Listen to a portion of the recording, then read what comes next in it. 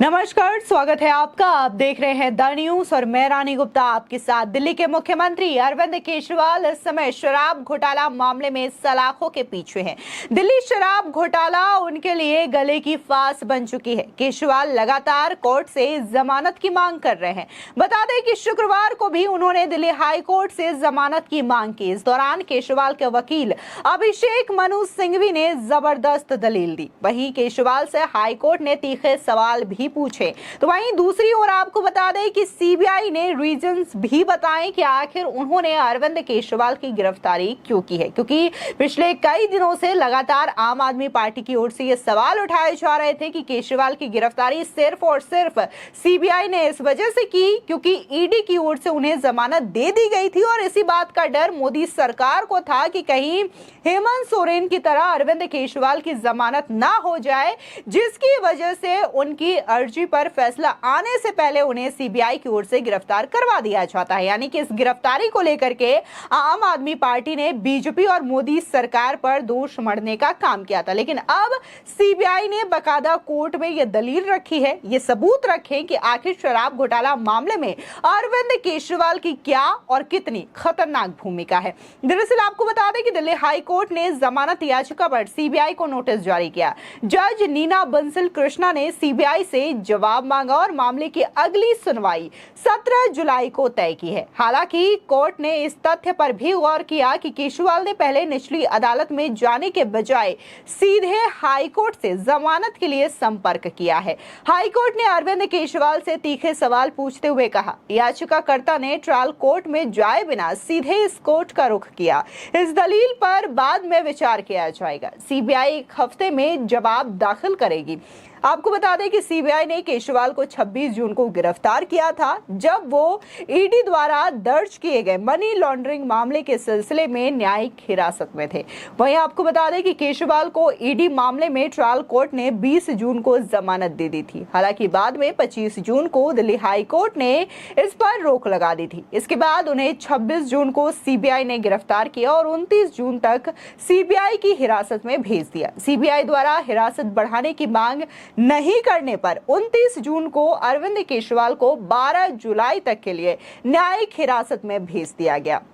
उन्होंने 3 जुलाई को सीबीआई मामले में जमानत के लिए सीधे हाई कोर्ट का दरवाजा खटखटाया। सीबीआई द्वारा उनकी गिरफ्तारी और उन्हें एजेंसी की हिरासत में भेजने ट्रायल कोर्ट के आदेश को चुनौती देने वाली दिल्ली के मुख्यमंत्री की याचिका भी दिल्ली हाई कोर्ट के समक्ष ही लंबित है। बता दें कि दिल्ली के शराब घोटाला मामले की जांच कर रही सीबीआई ने शनिवार को स्पष्ट किया कि अरविंद केजरीवाल को छोड़कर केस से जुड़े अन्य सभी आरोपियों की भूमिका की जांच पूरी हो चुकी है। सीबीआई ने कहा कि अब केवल दिल्ली के मुख्यमंत्री अरविंद केजरीवाल की भूमिका की जांच की जा रही है। सीबीआई के वकील एडवोकेट डीपी सिंह ने आगे ये भी कहा कि हम 4 जून के बाद हुए कुछ नए घटनाक्रमों के बारे में सुप्रीम कोर्ट को जानकारी देंगे, जिसके कारण हमें अरविंद केजरीवाल को गिरफ्तार करना पड़ा। सीबीआई ने आगे ये भी कहा कि केवल केजरीवाल की भूमिका और जांच के आगे जांच की गई है और बाकी आरोपियों के खिलाफ जांच लगभग पूरी हो गई है।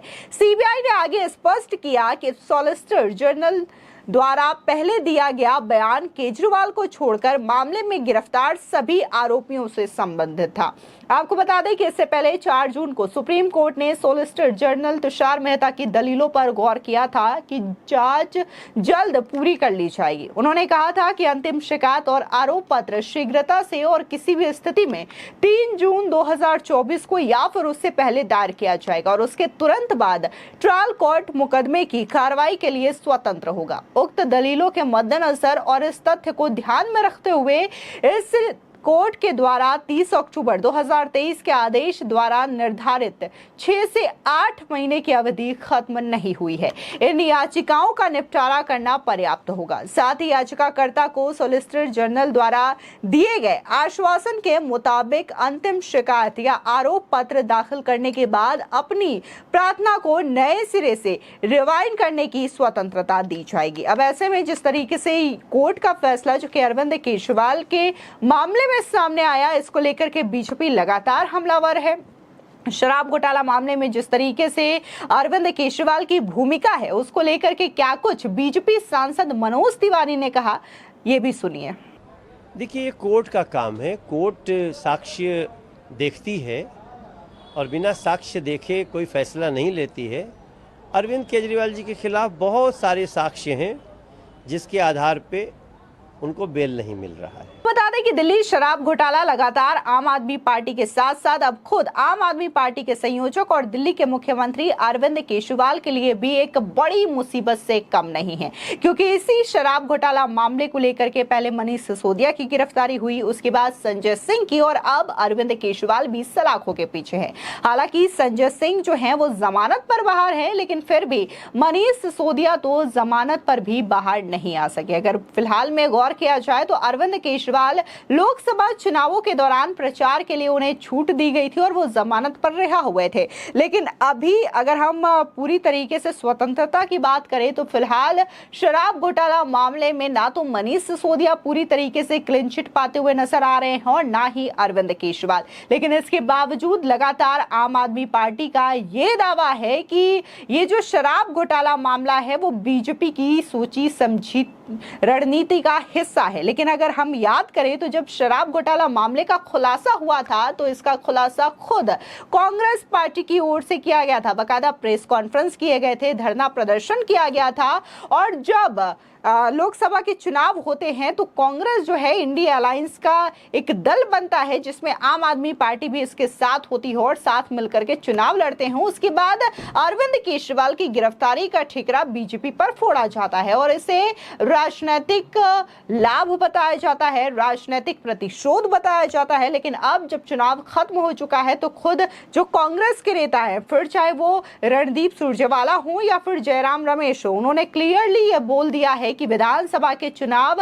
आम आदमी पार्टी कांग्रेस के साथ नहीं लड़ने वाली है, फिर चाहे वो दिल्ली का हो, पंजाब का हो या फिर हरियाणा का हो। अब जो रास्ते हैं विधानसभा चुनावों में आम आदमी पार्टी के अलग हैं, कांग्रेस के अलग है। इससे पहले आपको बता दें कि दिल्ली से ही कांग्रेस के नेता ने बयान दिया था और उन्होंने ये माना था कि जो इंडिया अलायंस की स्थिति रही लोकसभा चुनावों में उससे बड़ा नुकसान अरविंद केजरीवाल की पार्टी आम आदमी पार्टी की वजह से हुई है, क्योंकि शराब घोटाला मामले में इनके बड़े नेता सलाखों के पीछे रहे और इससे विपक्षी दल इंडिया अलायंस को काफी ज्यादा नुकसान उठाना पड़ा। खासकर दिल्ली में इसका खामियाजा ज्यादा भुगतना पड़ा, क्योंकि दिल्ली में आम आदमी पार्टी की सरकार है और यहां पर ही कई बड़े नेता शराब घोटाला मामले में फंसे, जिसकी वजह से हम दिल्ली में अपना खाता भी नहीं खोल पाए। बाकायदा ये कांग्रेस के बड़े नेता की ओर से स्वीकार किया गया था और उनका ये तक कहना था कि अगर हम आम आदमी पार्टी के साथ चुनाव नहीं लड़ते तो हमारी